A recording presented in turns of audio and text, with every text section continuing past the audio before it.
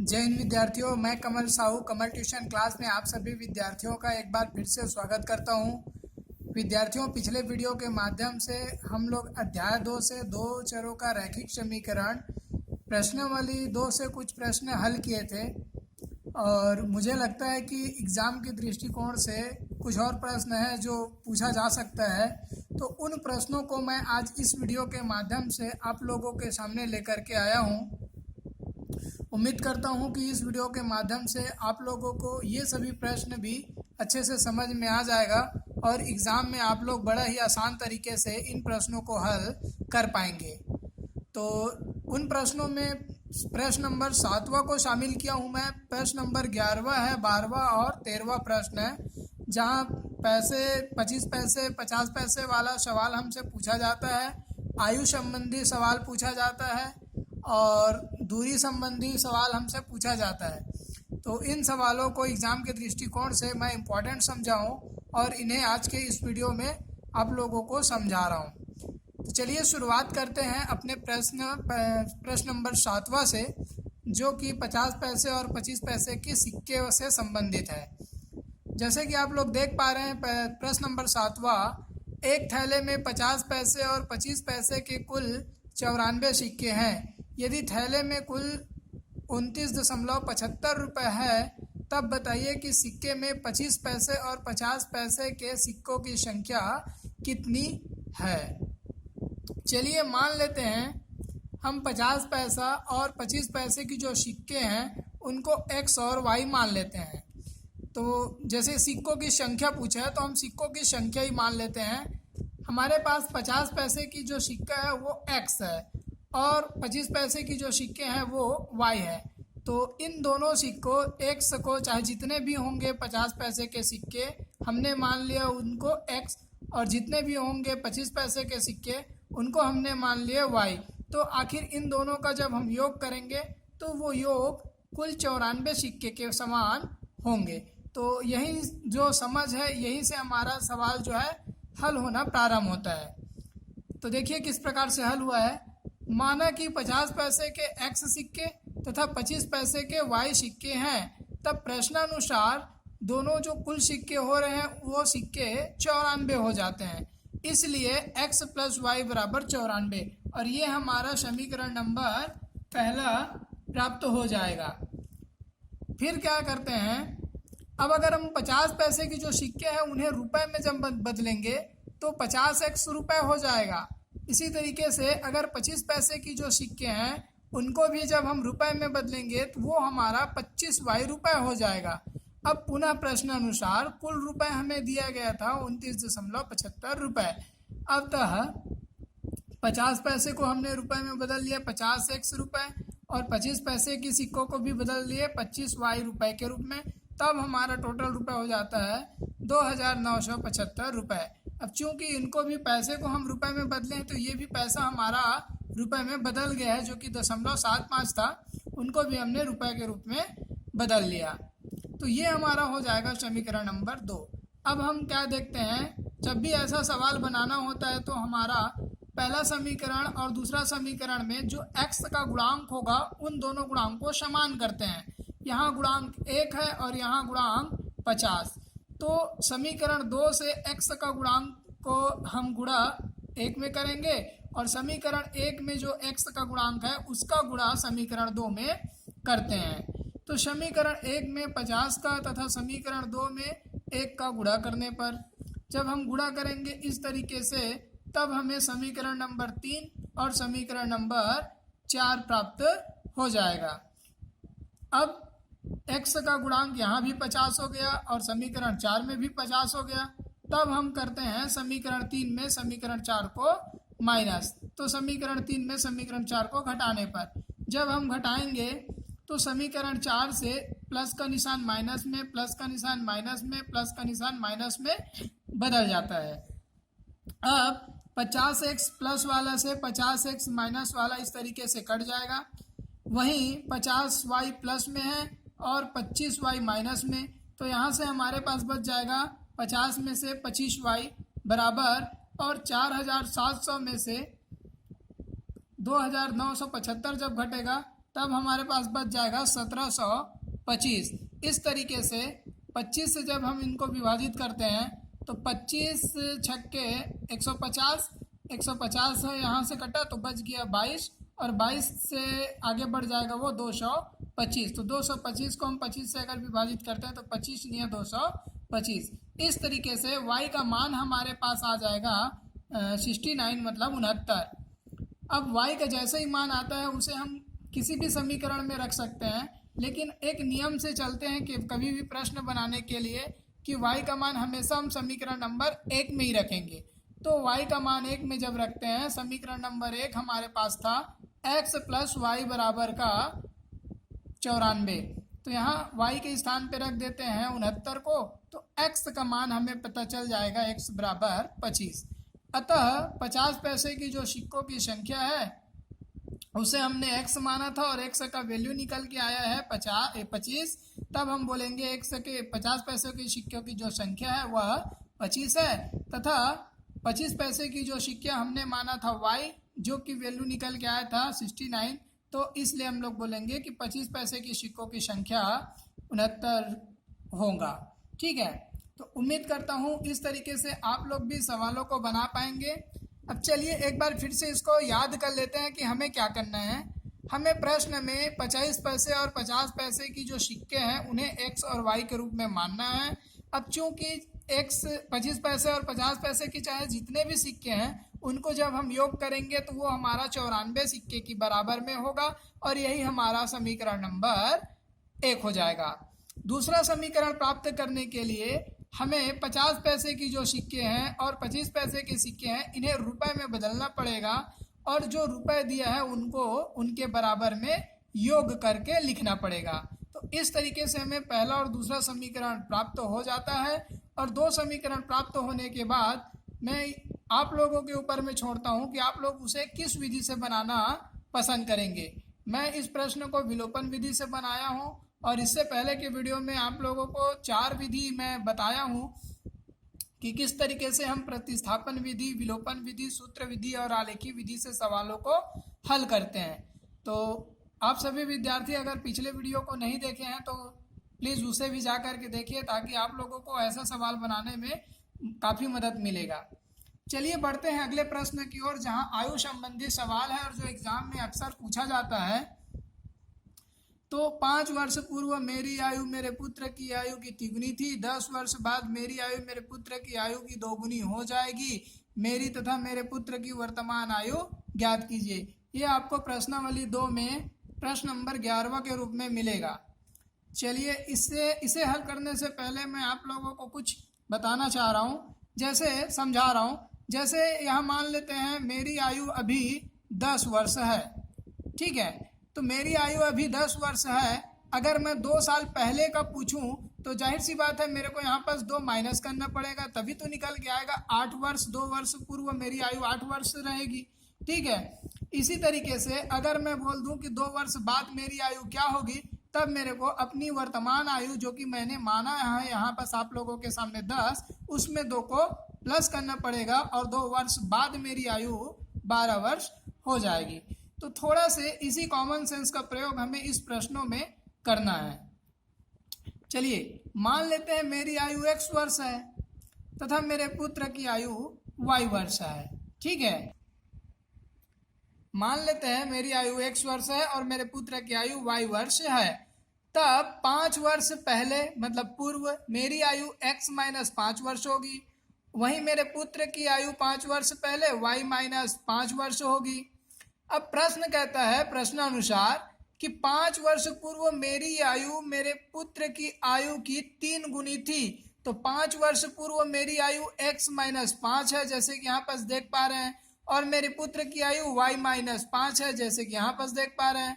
अब कहता है कि ये जो मेरी आयु है वो मेरे पुत्र की आयु की 3 गुनी ज्यादा है, तो ये जो आयु 3 गुनी ज्यादा है दोनों को हमें बराबर करना है, तो जो कम रहता है उसमें हमें गुणा करना होगा। तो 3 का गुणा करेंगे और इस प्रकार से हमें समीकरण मिल जाएगा, पहला समीकरण, ठीक है। उम्मीद करता हूं कि आप लोग अच्छे से इन प्रश्नों को समझ पाएंगे। जैसे x माइनस 5 और यहाँ से 3 का गुणा हो जाएगा y से, तो 3y, और 3 का गुणा -5 से होगा तो -15। वहीं हम 3y को पक्षांतर करते हैं तो माइनस का 3y बराबर का 5 जो है वो प्लस के रूप में पक्षांतर होगा, और 15 में से 5 घट जाएगा और हमारे पास आ जाएगा -10। ये है हमारा समीकरण नंबर 1। इसी तरीके से जब हम 10 वर्ष बाद की आयु, मेरी आयु निकालते हैं तो जाहिर सी बात है उसमें 10 जोड़ना पड़ेगा। वहीं मेरे पुत्र की आयु है तो y में हमको 10 जोड़ना पड़ेगा। इस तरीके से, और मेरी आयु जो है मेरे पुत्र की आयु की 2 गुनी हो जाएगी। कहने का मतलब x + 10 y + 10 का 2 गुना ज़्यादा हो जाएगा। तो क्यों ना हम इसमें 2 का गुणा करके दोनों को बराबर कर लें, और जैसे ही हम दोनों को बराबर करने के लिए समीकरण बनाएंगे तो हमें समीकरण प्राप्त हो जाएगा x - 2y बराबर का 10। तो इस तरीके से हमें दोनों समीकरण प्राप्त हो गया। अब जैसे ही दोनों पर समीकरण हमें प्राप्त होता है तो पहला समीकरण में हम दूसरा समीकरण को घटाते हैं, और घटाने से पहले ये देखते हैं कि दोनों समीकरण में जो x का गुणांक है वो समान है कि नहीं। तो हमने देखा यहाँ भी x का गुणांक कुछ भी नहीं है अर्थात 1, यहाँ भी कुछ भी गुणांक नहीं है अर्थात 1। तो हमें पता चल गया कि गुणांक समान है, तो सीधा घटा देते हैं। अन्यथा समीकरण 1 से 2 में गुणा करने पर और 2 से 1 में गुणा करने पर इस तरीके से लिखते हैं जैसे पहले प्रश्न में अपन लोग बनाए थे। तो चलिए यहाँ गुणांक समान है इसलिए डायरेक्ट हम घटा देते हैं। अब घटाने के लिए समीकरण 2 से x जो है माइनस में, माइनस वाला y प्लस में, और +10 माइनस के रूप में बदल जाएगा। तो प्लस का x से माइनस का x इस प्रकार से कट हो जाएगा। फिर यहाँ हम देखते हैं कि माइनस का 3y ज़्यादा है प्लस का 2y से, इसलिए माइनस में बच जाएगा हमारे पास y बराबर 10 में 10 ये भी माइनस में, 10 ये भी माइनस में, तो दोनों माइनस को आपस में जोड़ते हैं। उम्मीद करता हूँ कि 10वीं के सभी विद्यार्थियों को तो इतना पता ही होना चाहिए। फिर दोनों साइड से ये माइनस माइनस कट जाएगा और y का वैल्यू हमारे सामने आ जाएगा 20 के रूप में। अब y का जो मान निकला है उसे हम समीकरण नंबर 1 में रखते हैं। तो समीकरण 1 में जैसे ही y का मान रखेंगे, y के स्थान पे 20, तो 20 × 60 और -10, तो उस तरफ जब जाएगा -60 जा करके प्लस का 60 बन जाएगा, और +60 में से -10 घटेगा तो प्लस का 50 बच जाएगा। इस तरीके से x का वैल्यू 50 जो कि मेरी आयु थी, अतः मेरी आयु 50 वर्ष, तथा y का वैल्यू 20 जो मेरे पुत्र की आयु थी, तो 20 वर्ष होगी। एक बार फिर से देख लेते हैं कि किस तरीके से हमें इन प्रश्नों को हल करना है।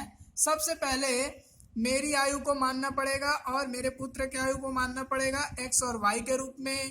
तब 5 वर्ष पूर्व मेरी आयु x - 5 वर्ष होगी, मेरे पुत्र की आयु y - 5 वर्ष होगी। प्रश्न कहता है कि मेरी आयु मेरे पुत्र की आयु की 3 गुनी है। दोनों वैल्यू को बराबर करने के लिए जो छोटा है उसमें 3 का गुणा करना पड़ा, तब हमें समीकरण नंबर 1 मिला। वही काम फिर से करते हैं। 10 वर्ष बाद मेरी आयु x + 10 वर्ष होगी, मेरे पुत्र की आयु y + 10 वर्ष होगी। फिर इन दोनों को बराबर करने के लिए 2 गुना हो जाएगी बोल रहा है, तो 2 गुना को बराबर करने के लिए 2 से गुणा करना पड़ेगा। जैसे ही 2 से गुणा करते हैं, थोड़ा सा समीकरण को हल करते हैं, तो हमारा समीकरण नंबर 2 तैयार होता है। हमें दिखाई देने लगा कि दोनों समीकरण में x का गुणांक समान है, इसलिए हम लोगों ने दोनों समीकरण को घटा दिए, और जैसे ही घटाते हैं तो y का वैल्यू निकल के आएगा 20।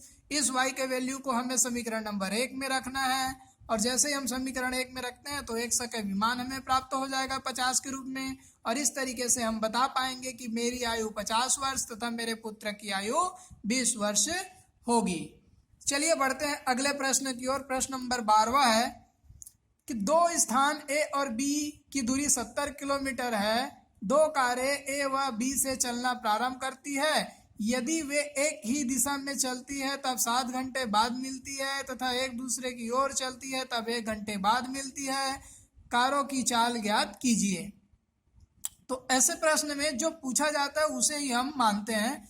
चलिए मान लेते हैं वो 2 कार, ये यहाँ से A है और ये यहाँ पास B, ये A स्थान है यहाँ पास B। तो एक कार यहाँ से चलना प्रारंभ कर रही है और दूसरी कार यहाँ से चलना प्रारंभ कर रही है। तो अगर 7 घंटे में जो दूरी तय करेगी, जाहिर सी बात है यह पहला ए से चलने वाली जो कार है वो 7 घंटे में बी से चलने वाली जो कार है उनसे 70 किलोमीटर की दूरी अधिक तय करेगी। और जब हम या फिर हम बोल सकते हैं दोनों के बीच की दूरी जब 70 है तो ये ए से चलने वाली कार चाहे जितने भी किलोमीटर की दूरी तय की होगी, बी से चलने वाली कार की जो दूरी जितने भी किलोमीटर दूरी तय की होगी उनको अगर हम घटा देते हैं तो वह -70 के बराबर होगा। आइए देखते हैं। मान लेते हैं ए से चलने वाली कार की चाल x किलोमीटर और बी से चलने वाली कार की चाल y किलोमीटर की है। तब ए से चलने वाली कार जो है वो 7 घंटे में कितने दूरी तय करेगी? तो चाल गुणा समय, चाल हमने माना x और समय दिया 7 घंटा तो दूरी हो जाएगा 7x। इसी तरीके से अगर बी से चलने वाली कार 7 घंटे में जो दूरी तय करेगी वह उसके चाल y है और y से जब 7 घंटे में दूरी तय करेगी तो चाल गुणा समय, चाल है y का और समय है 7 घंटा तो दूरी आ जाएगा 7y। इस तरीके से a से b की दूरी जो है वो 70 किलोमीटर का है तो जो ए से चलने वाली कार है वह 70 किलोमीटर अधिक चलती है, इसलिए इससे हम माइनस कर देंगे बी से चलने वाली कार को तो हमें 70 प्राप्त होगा। तो ये हमारा समीकरण नंबर पहला बनता है। जहां हम 7 का भाग देते हैं तो x - y बराबर का 10, ये हमें समीकरण नंबर 1 प्राप्त हो जाएगा। पुनः इसी में आगे बढ़ते हैं। अब ए से चलने वाली कार 1 घंटे में कितनी दूरी तय करेगी? तो उसकी चाल x किलोमीटर का है, 1 घंटे में x किलोमीटर की दूरी तय की। वहीं बी से चलने वाली कार 1 घंटे में y किलोमीटर की दूरी तय करेगी। अब दोनों जैसे यहाँ पर देख पाएंगे आप लोग, a और ये है b की स्थान। आखिर a से चलने वाली कार ने जितना भी दूरी तय किया, b से चलने वाली कार ने जितना भी दूरी तय किया, दोनों ने मिल के इन दोनों के बीच की जो दूरी है 70 किलोमीटर उसी को तो तय किया। अर्थात हम कहेंगे कि x + y बराबर की 70, दोनों के द्वारा तय की गई कुल दूरी 70 है, इसलिए दोनों के द्वारा तय की गई दूरी को जब हम जोड़ेंगे तो 70 प्राप्त होगा और ये हमारा समीकरण नंबर 2 प्राप्त हो जाएगा। अब यहाँ फिर वही चीज हम देख पा रहे हैं कि x का गुणांक कुछ भी नहीं है, x का गुणांक कुछ भी नहीं है, तो ऐसी स्थिति में डायरेक्ट घटाते हैं। समीकरण 1 में समीकरण को 2 को घटाने पर समीकरण 1 है x - y बराबर 10, समीकरण 2 है x + y बराबर का 70। तो यहाँ x माइनस में, y भी माइनस में और 70 भी माइनस में बदल जाएगा घटाने पर। x से x हमारा यहाँ पर कट रहा है, -y मिल करके -2y बराबर -70 में से 10 घटेगा तब -60 हो जाएगा। दोनों तरफ से माइनस कैंसिल होगा और 2 से 60 को अगर हम विभाजित करते हैं तो 30 आता है। इस तरीके से y का वैल्यू हमें प्राप्त हो जाएगा 30। अब जैसे ही y आता है इस y का मान को हम समीकरण नंबर 1 में रखते हैं। समीकरण 1 है x - y बराबर 10, -y के स्थान पे रख दिए 30 को, तो x बराबर 10 प्लस का 30 हो जाएगा उधर पक्षांतर होकर के। इस तरीके से x का मान आ जाएगा 40। अतः ए से चलने वाली कार की जो चाल है वो 40 किलोमीटर प्रति घंटे की तथा बी से चलने वाली कार है उनकी चाल जो है वो 30 किलोमीटर प्रति घंटे की होगी। उम्मीद करता हूँ ये सवाल भी आप लोग अच्छे से समझ पाए होंगे।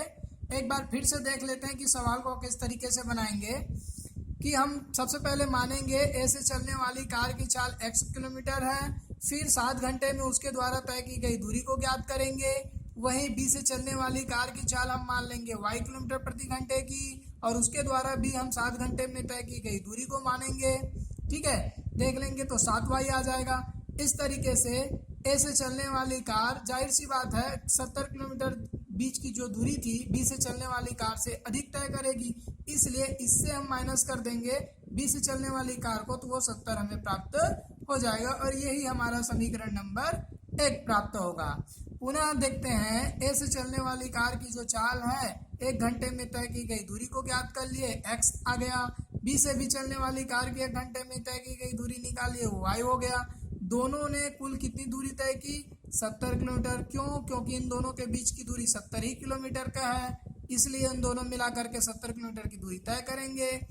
इस तरीके से हमें दोनों समीकरण प्राप्त हो जाएगा। x का गुणांक हमें दोनों समीकरण में एक ही दिखाई दे रहा है, इसलिए सीधे समीकरण को घटा देते हैं, y का मान निकल आएगा 30। जैसे ही y का मान हम समीकरण नंबर 1 में रखेंगे हमें x का भी मान प्राप्त हो जाएगा और इस तरीके से हम बता पाएंगे a से चलने वाली कार की चाल 40 किलोमीटर और b से चलने वाली कार की चाल 30 किलोमीटर प्रति घंटे की होगी। चलिए देखते हैं अंतिम प्रश्न को। प्रश्न नंबर 13वां क्या कहता है कि एक विद्यालय के 2 कमरों ए और बी में कुछ विद्यार्थी बैठे हैं। जब ए से 10 विद्यार्थी बी में भेज दिए जाते हैं तो दोनों कमरों में विद्यार्थियों की संख्या समान हो जाती है और जब 20 विद्यार्थी बी से ए में भेजे जाते हैं तो ए के विद्यार्थियों की संख्या बी से 2 गुनी हो जाती है।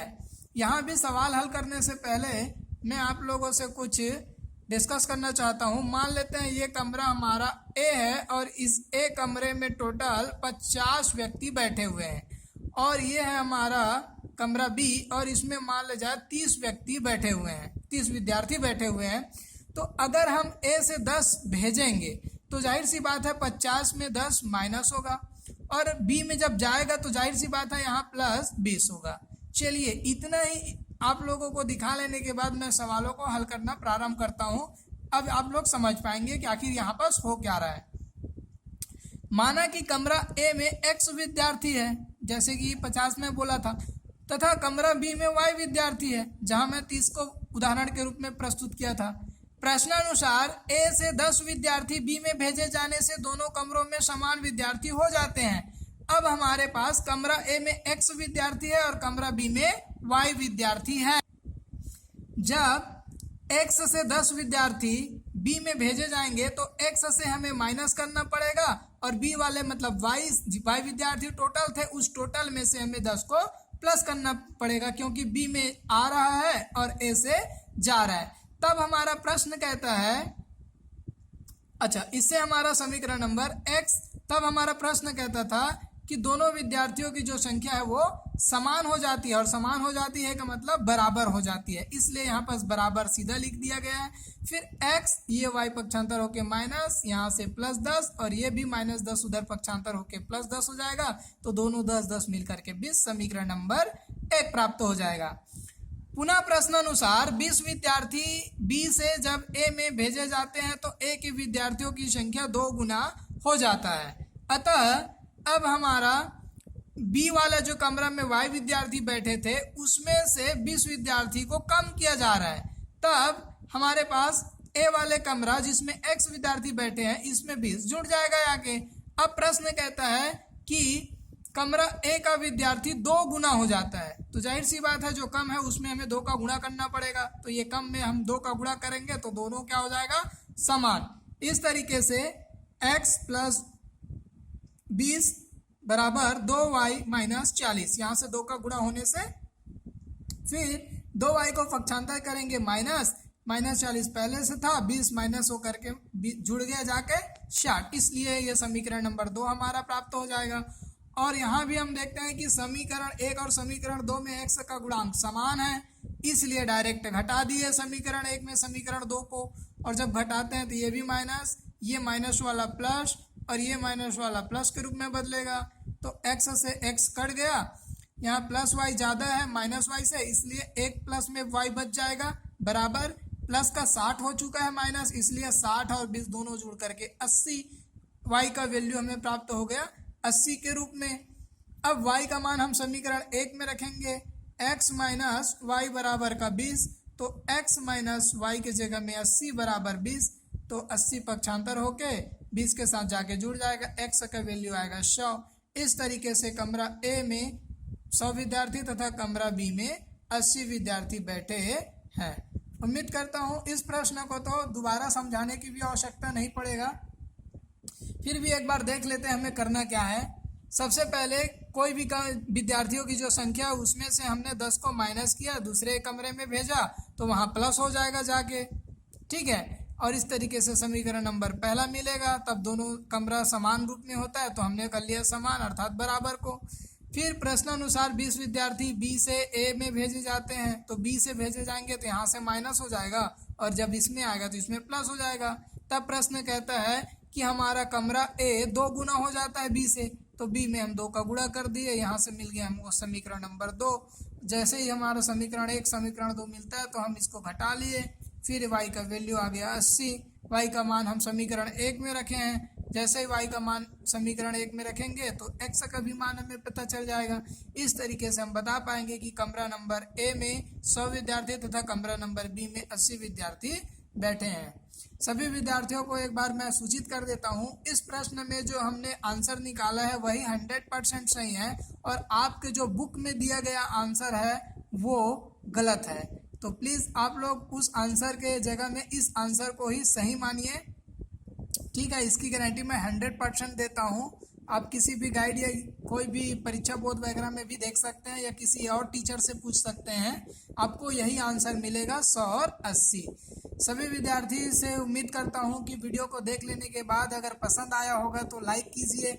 जो कोई भी आपके दोस्त आपके भाई घर में होंगे उनको प्लीज़ इन वीडियो को शेयर कीजिए ताकि उनका भी भला हो जाए, और अधिक से अधिक संख्या में लाइक कीजिए ताकि मेरा भी मनोबल बढ़ते रहे और मैं आप लोगों के लिए इसी तरीके से वीडियो बनाते रहूं।